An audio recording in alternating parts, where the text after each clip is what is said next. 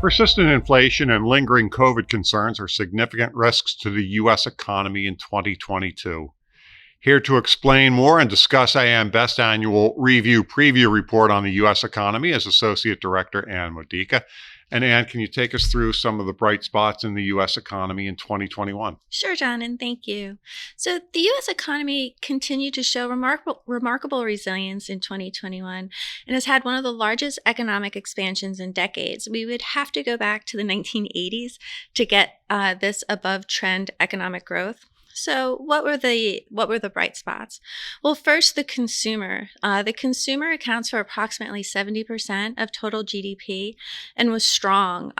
It was aided by government stimulus payments as well as a healthy and a robust labor market. And believe it or not, during the pandemic, the consumer was actually able to deleverage during a pandemic, and this has led to stronger balance sheets.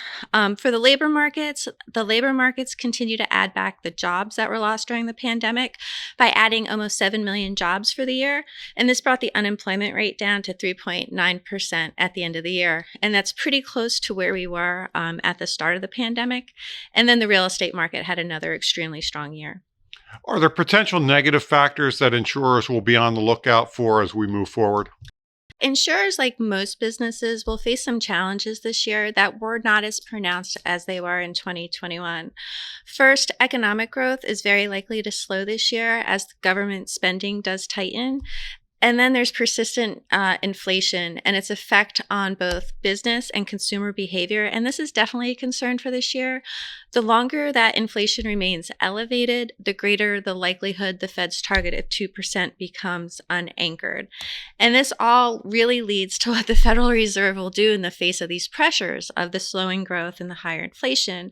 And they're really going to have to achieve a very delicate balance. If they tighten monetary conditions too much and too soon, they run the risk of slowing down the economy. Conversely, if they don't tighten enough or they're too late, the inflation has the potential to continue to rise, and with it, the potential of unanchoring of expectations. So the Fed is really going to have to walk a tightrope this year. Obviously, whenever there's some Fed uncertainty, this is going to lead to increased uncertainty and volatilities in the financial markets as they adjust to the new Fed policy. There are other factors, too, that could disrupt markets throughout the year. We have seen rising geopolitical tensions. However, on the positive note, a gradual rise in interest rates is a credit positive for insurers as increasing asset yields boost both life and PC investment incomes. Now, the report notes that the economy will be facing a much different landscape in 2022. Why is that, Ann? So I like to think of 2022 as the year the training wheels come off for the U.S. economy. The last 2 years, the government and the Federal Reserve have cushioned the negative economic impacts from the pandemic. But now that the economy is more on solid ground, it's time to pull back these provisions. And the first is going to be the withdrawal of pandemic-related emergency government spending, such as the American Rescue Plan.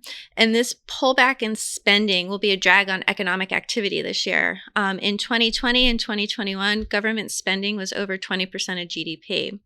And then the second part of taking away the training wheels is that the extraordinarily accommodative monetary policy is also set to shift. The Fed will start to tighten monetary policy in two ways. And the first is it will stop purchasing treasuries and mortgage-backed securities.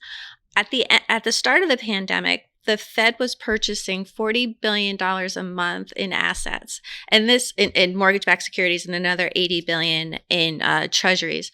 And they started to taper this purchase starting in November, and this will likely halt completely at their next meeting.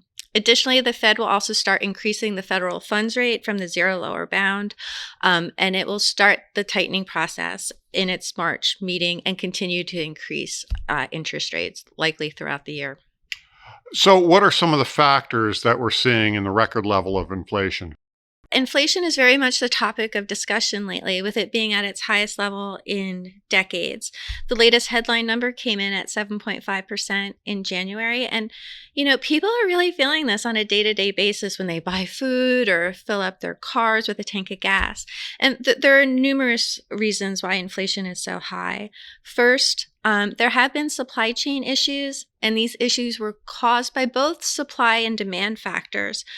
On a demand side, the nature of the pandemic caused consumers to shift their spending from services to goods, right? Because services tend to involve activities which involve more contact with people, such as eating out at a restaurant and other, various entertainment activities. So during the pandemic, consumers did pull back on that.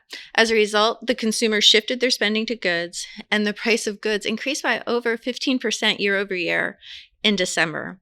So supply chain issues were also exacerbated on the supply side. Factories being closed during periods of time due to COVID outbreaks resulted in lower output. Inflation was also high due to low prior year base effects in 2020. And then energy and gas products also rose significantly in 2021. And the reason for this is because early in the pandemic, demand for oil plummeted and then producers decreased their output, but not fast enough. And this created an oil glut, which sent prices downward pretty dramatically. But then demand bounced back much faster, and then supply was low, causing the spike in prices. And oil producers have yet been able to restore the output to the levels that the demand requires. And this has resulted in gas prices being approximately 40% higher than they were last year.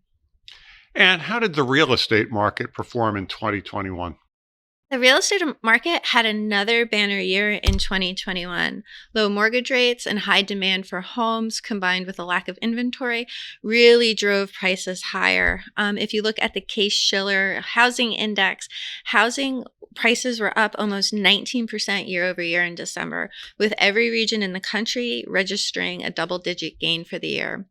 But for 2022, I wouldn't expect the same type of pricing appreciation that we had last year. Prices will go up, but probably not at the rates that we've been seeing last year. And the reason is there's been an increase in the 30-year mortgage rate, and this will likely push some potential buyers to the sidelines. And since the talk about an earlier than expected liftoff on interest rates, the 30-year mortgage rate has increased. In November, the rate was 3.1%. Currently, it's at 3.9%, and that's a pretty dramatic uptick in a short amount of time.